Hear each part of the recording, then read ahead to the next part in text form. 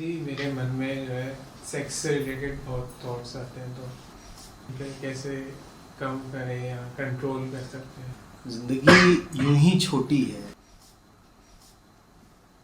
उसमें किसी ऐसे काम के लिए तुम समय कहाँ से निकाल रहे हो जो तुमको पता है कि थोड़ी देर की उत्तेजना के अलावा तुम्हें कुछ नहीं देगा।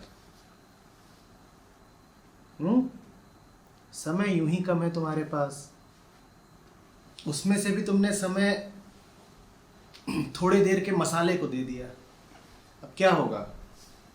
समय और कम बचेगा ना।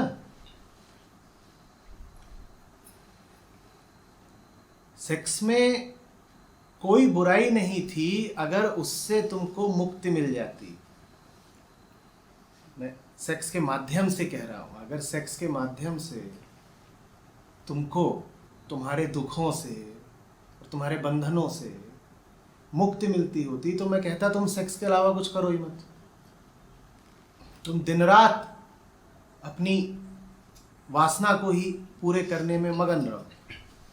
लेकिन ऐसा होता है क्या?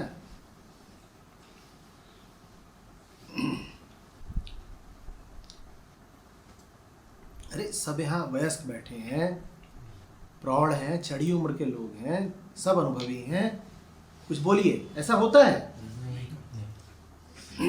कि तुम जो यौन कृत्य होता है उसमें 50 बार संलग्न हो जाओ, कि 500 बार, कि 5000 बार? ऐसा होता है कि अब अंत आ गया, अब इसके बाद किसी उत्तेजना की कोई आवश्यकता नहीं, पार पहुंच गए? ऐसा होता है? या ऐसा होता है कि जो अधूरापन पहली बार था, जो अधूरापन 20वीं बार था, जो अधूरापन 200वीं बार था, वही अधूरापन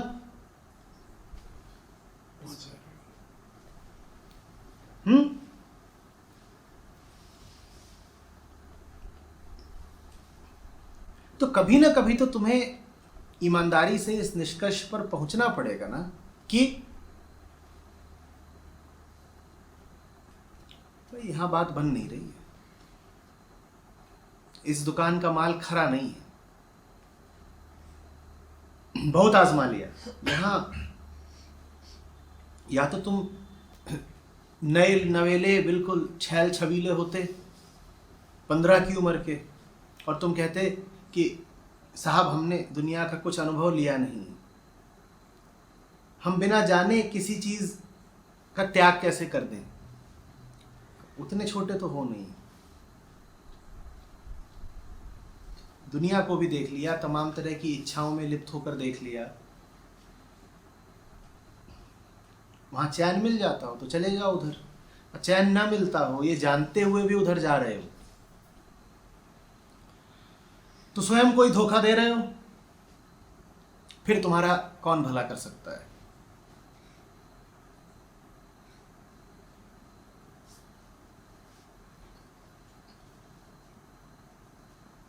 सही काम करने के लिए भी जीवन बहुत छोटा है, तो व्यर्थ काम करने के लिए तुमने समय कहां से निकाला?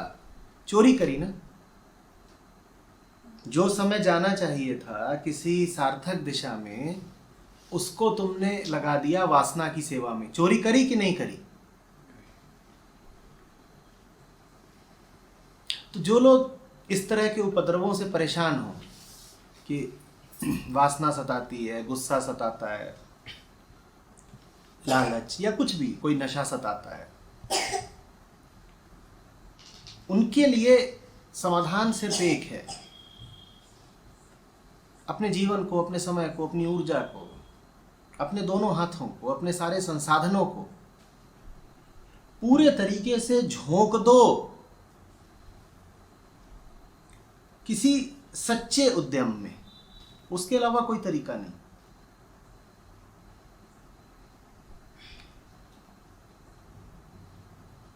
तुम्हारे शरीर की निर्मिति ही ऐसी है कि वासना इसको सताएगी। वासना के बीज इसी में मौजूद हैं।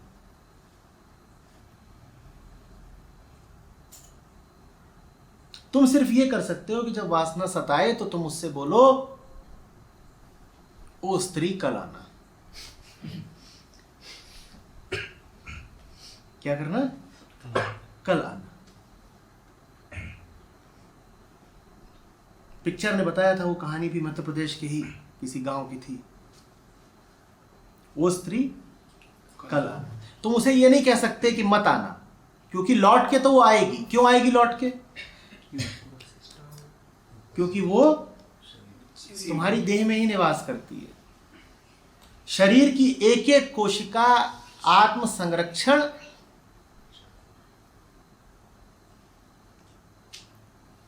के लिए तत्पर है।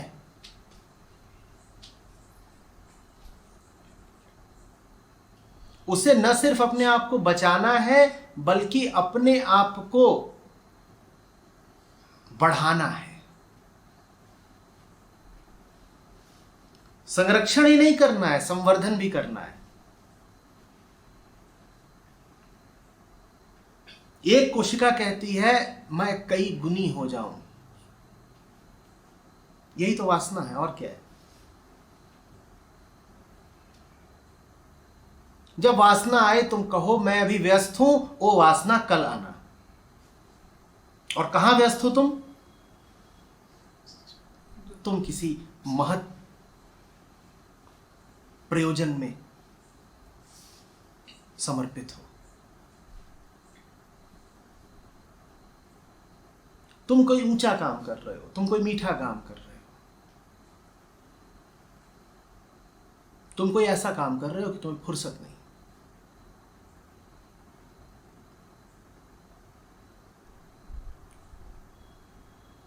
किसी भी तरह के आवेग का झोंका आया, तुमने अनुभव किया, लेकिन तुमने उससे कहा थोड़ी देर बाद, अभी हम कुछ ऐसा कर रहे हैं जो छोड़ा नहीं जा सकता, बेशकीमती है। देखो माफ करना, अभी हम मंदिर में हैं, पूजा से उठ नहीं पाएंगे। देखो माफ करना, अभी हम किसी ऊंचे भवन का निर्माण कर रहे हैं, काम से उठ नहीं पाएंगे। थोड़ी देर में आना ना। और तुम कहोगे थोड़ी देर में आना, हो थोड़ी देर में लौट कर आएगी। जब वो लौट कर आए, तुम्हें पुनः व्यस्त पाए, और तुम उससे फिर कहो वो स्त्री कल आना। और कोई तरीका नहीं।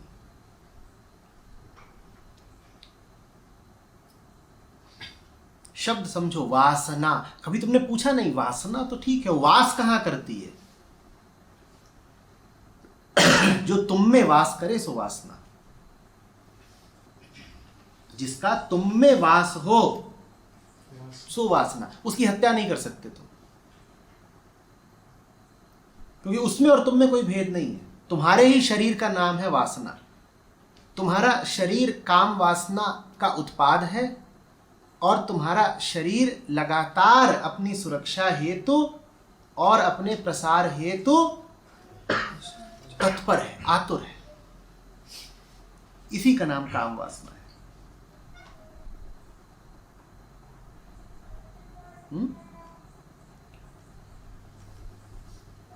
शरीर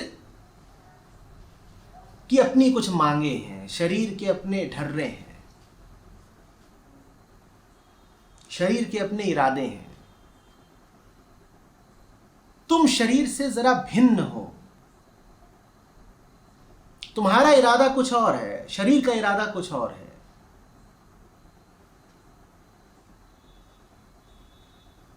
तुम हो एक अधूरी अहम वृत्ति, जो अपने होने से परेशान है, जो मिट जाना चाहती है। शरीर है प्रकृति का यंत्र और प्रकृति का उत्पाद, जो अपने होने को बचाए रखना चाहता है। तुम देख रहे हो तुम दोनों के इरादों में कितना फर्क है। शरीर की हसरत है बचा रहूं, और तुम्हारी गहरी हसरत है मिट जाऊं। अब बात कैसे बनेगी? कैसे बनेगी बोलो? अब बताओ तुम्हें किसकी हसरत पूरी करनी है, अपनी या शरीर की? जल्दी बोलो। तुम और शरीर एक नहीं है। हालांकि तुमने उससे नाता बहुत गहरा जोड़ लिया है, पर फिर भी दोनों अलग अलग हो, दोनों की दिशाओं में बड़ा अंतर है।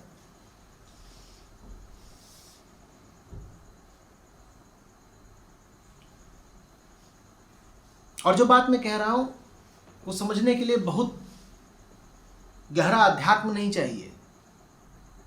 बचपन से ही तुम्हारा अनुभव रहा है। तुम पढ़ने बैठते तो तुम्हें नींद आ जाती थी। देख नहीं रहे हो अंतर।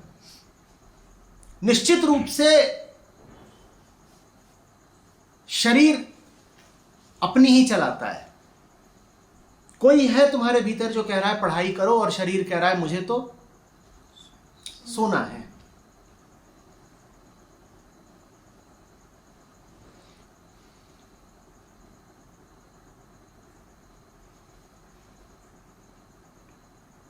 जिन्होंने व्रत उपवास रखे हो वो खुली बात जानते होंगे बिल्कुल। एक और कोई चेतना है जो कह रही है आज निराहार रहना है, और दूसरी ओर शरीर है जो कह रहा है कुछ खा ही ले। देख नहीं रहे हो शरीर के इरादे हमेशा दूसरे होते हैं। और कितनी ही बार तुमने गलत पक्ष का समर्थन किया है, कितनी ही बार तुमने शरीर को जिताया है। कितनी ही बार हुआ है ना कि तुमने व्रत उपवास में भी धांधली कर दी है। चलो खुद नहीं करी तो किसी को करते देखा होगा।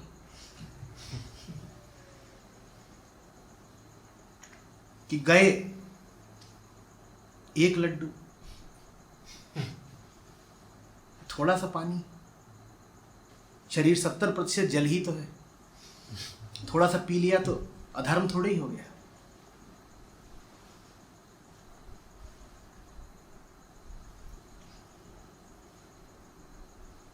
सुबह ट्रेन पकड़नी है और शरीर कह रहा है रजाई इससे प्यारा कुछ होता नहीं, कौन बाहर निकले। ये सब देखा है या नहीं देखा है? देख नहीं रहे हो कि शरीर को इस बात से कोई मतलब ही नहीं कि तुम ट्रेन पकड़ो या ना पकड़ो। उसको मतलब बस एक बात से है, आराम मिलना चाहिए।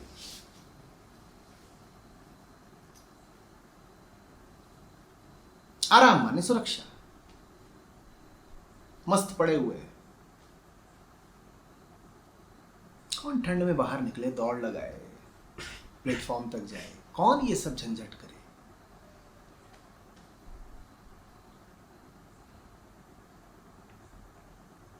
इसको आराम दे दो, इसको रोटी दे दो।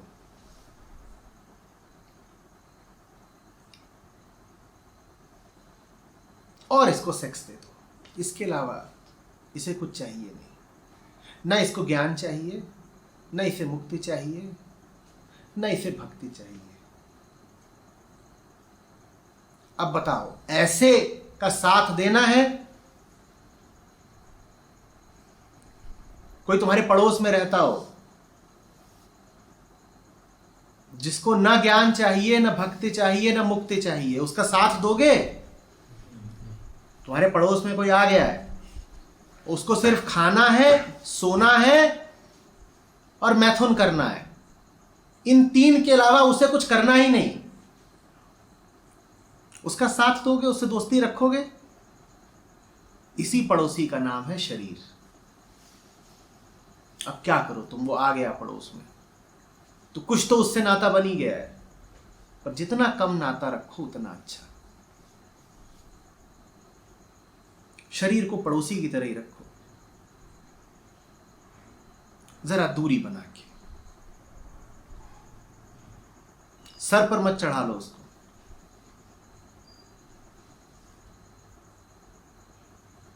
अब तुम कुछ काम कर रहे हो, ये पड़ोसी आ गया, घंटी मार रहा है, घुसना चाहता है, क्या जवाब देना है? वो पड़ोसी कल आना, वो पड़ोसी कल आना।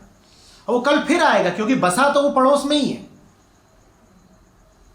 मानव जन्म लिया है तुमने, तो ये दुर्भाग्य है तुम्हारा कि शरीर हमेशा अगल बगल ही रहेगा, पर उसे पड़ोसी ही रहने देना, उसे घर का सदस्य मत बना लेना।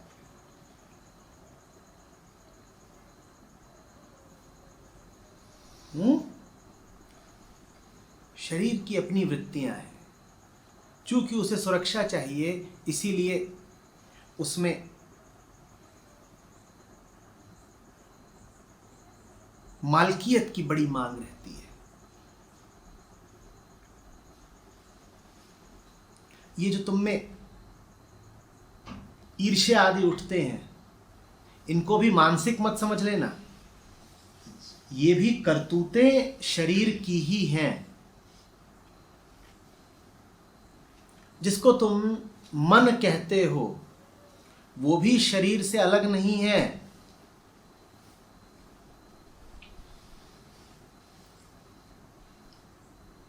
मन भी शरीर के रोए रोए में वास करता है।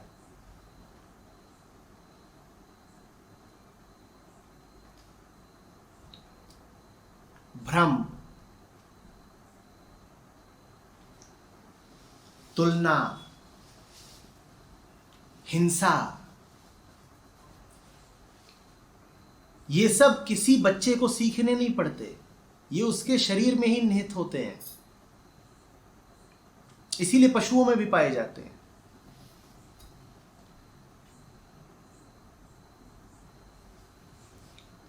तुम्हारा मस्तिष्क ही नहीं, तुम्हारे सर के बाल भी ईर्ष्या में पगे हुए हैं।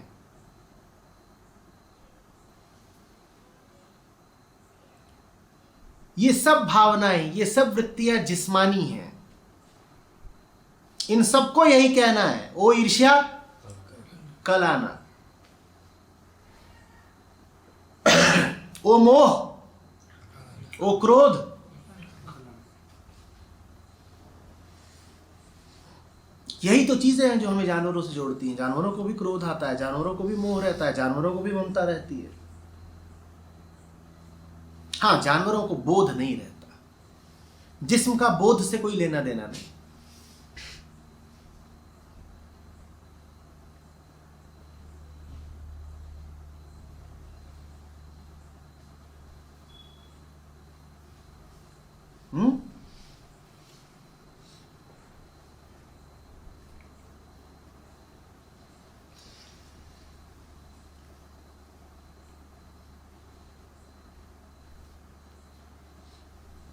रोज शरीर लेकिन जीते ही जा रहा। तुम जिता रहे हो, वो नहीं जीतेगा। वो अधिक से अधिक तुम्हारे दरवाजे पर घंटी बजा सकता है। ये तुम्हारा निर्णय होता है कि तुम दरवाजा खोल दो और आगंतुक को भीतर स्थान दे दो। नहीं तो ये भी हो सकता है कि दरवाजे की झिर्री से तुम उससे कहो कल आना। ये मत कहो शरीर जीत रहा है, ये कहो कि तुम रस ले रहे हो शरीर को जिताने में। स्त्री भी बस पीछे से आवाज देती थी, मुड़ के देखोगे या नहीं देखोगे, ये तुम तय करते थे।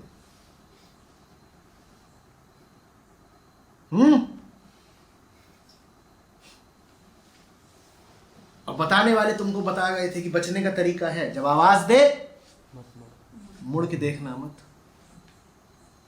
पर वो आवाज में ही कुछ ऐसी मिठास, कुछ ऐसी कशिश होती है, मुड़ ही जाते हो।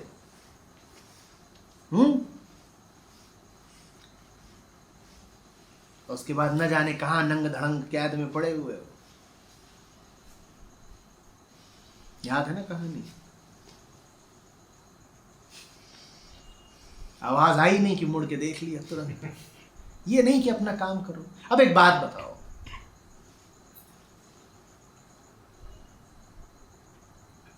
कोई है जिससे वास्तविक प्रेम है तुम्हें,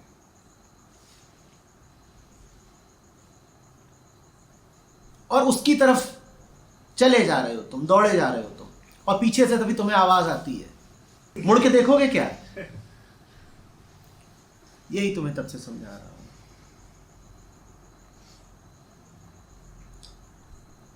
ये जो स्त्री है जिसका नाम देह है, इसके चक्कर में पड़ते ही वही हैं जिनके पास जीवन में कोई सार्थक काम, कोई सार्थक लक्ष्य नहीं होता। तुम्हारे जीवन में वास्तविक प्रेम हो तो बुलाती रहे पीछे से, तुम मुड़ के ही नहीं देखोगे।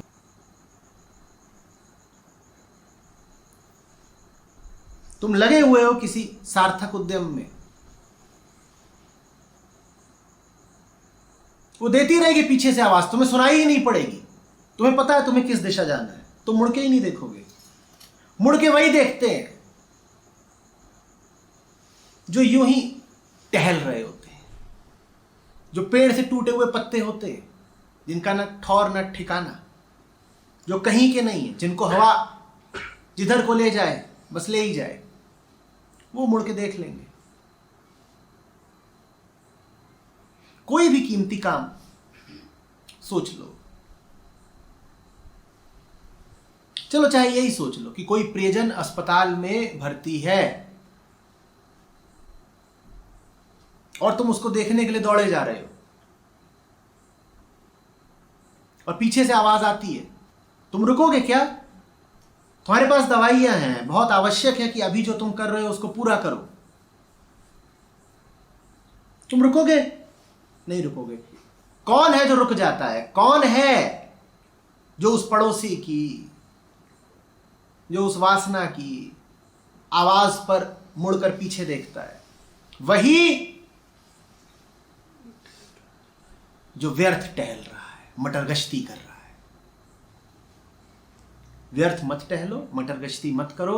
जीवन के पल पल को ऊंचे से ऊंचे काम से आपूरित रखो, भरा हुआ। खाली हो ही नहीं तुम। जो खाली होगा वो फंसेगा। चंदेरी पुराण में ये नियम नहीं था, ये मैं बता रहा हूं। जो खाली होगा वो फंसेगा। और जीवन बहुत छोटा है, खाली रखने का सवाल ही नहीं पैदा होता। तुम तो पूरी जान से, पूरी ताकत से अपने जीवन के कोने कोने को भर दो।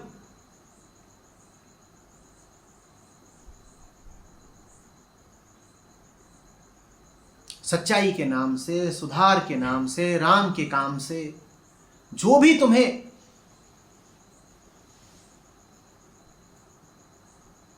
ऊंचे से ऊंचा उपक्रम मिले उसके सामने बिक जाओ, उसी के हो जाओ। क्योंकि अगर उसके नहीं होगे तो किसके हो जाओगे? कोई ना कोई तो तुम्हें खींच ले ही जाएगा।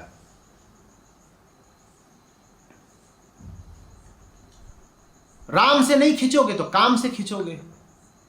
यह मत कहना कि किसी से नहीं खींचोगे, वो व्यर्थ की कपोल कल्पना है, वो नहीं होने वाली।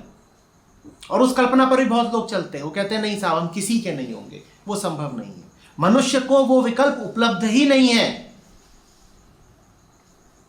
जो राम का नहीं है समझ लो काम का है।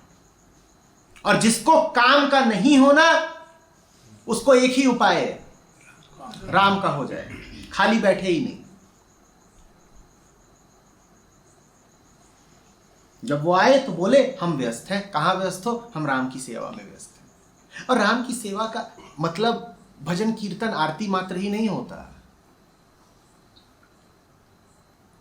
कोई भी ऐसा काम जो अहंता से न उठा हो, कोई भी ऐसा काम जिसमें तुम्हारे स्वार्थ ही न शामिल हो, कोई भी ऐसा काम जिसमें करुणा हो, जिसमें दूसरों की भलाई हो, जिसमें रचनात्मकता हो, जिसमें संगीत हो, ये सब राम के काम है। राम के काम से मेरा आशय मात्र उन कामों से नहीं है जो धार्मिक माने जाते हैं।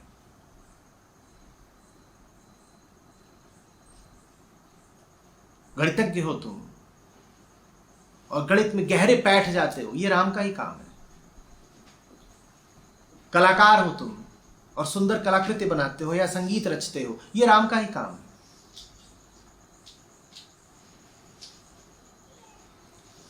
राजनेता हो तुम और साफ राजनीति करते हो, ये राम का ही काम है।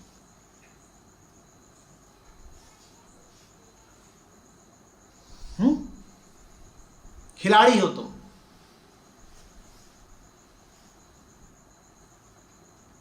और अपने आप को पूरी तरह झोंक कर खेलते हो, ये राम का ही काम है। और झोंक कर अपने आप को खेल रहे हो, कहां फुर्सत होगी तुम्हें फिर कि इधर उधर की व्यर्थताओं में लिप्त हो जाओ।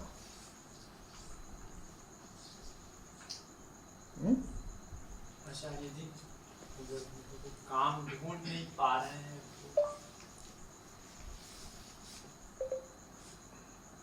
बेटा, वो काम कभी दूर का नहीं होता।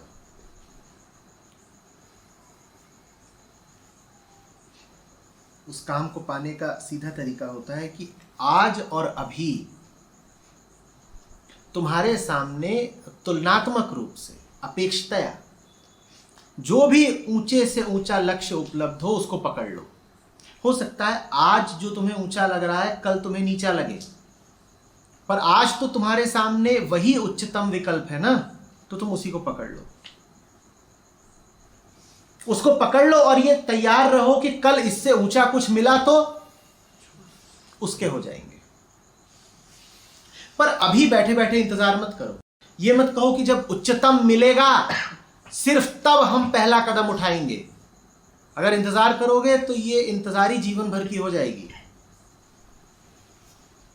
भाई, अभी तुम अपने सामने मान लो 5 विकल्प देखते हो कि मेरे पास करने के लिए, जीने के लिए 5 रास्ते हैं। इन 5 रास्तों में तुलनात्मक रूप से जो एक रास्ता तुम्हें शुद्धतम और उच्चतम लगे उस पर चल दो। उसको सीढ़ी का एक पायदान मानना, उस पर कदम रखोगे तो अगला कदम रखने की हैसियत और दृष्टि मिल जाएगी। और ऐसे ही और ऐसे ही और ऐसे ही और ऐसे ही तुम सीढ़ी पर चढ़ते चले जाओगे।